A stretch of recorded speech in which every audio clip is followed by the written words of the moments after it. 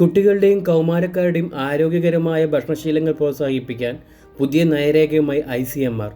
Junk ഫുഡുകളുടെ ഉപയോഗം കുറയ്ക്കാനും സ്കൂളുകൾക്ക് ചുറ്റുമുള്ള ഇത്തരം ഭക്ഷണങ്ങളുടെ ലഭ്യത നിയന്ത്രിക്കാനുമാണ് പ്രധാന ശുപാർശ. പാക്കറ്റ് ഭക്ഷണങ്ങളിൽ വ്യക്തമായ പോഷക വിവരങ്ങൾ നൽകണമെന്നും കുട്ടികളുടെ ലക്ഷ്യമായിട്ടുള്ള ജങ്ക് ഫുഡ് പരസ്യങ്ങൾക്ക് കർശന നിയന്ത്രണം വേണമെന്നാണ് നയരേഖ നിർദ്ദേശിക്കുന്നത്.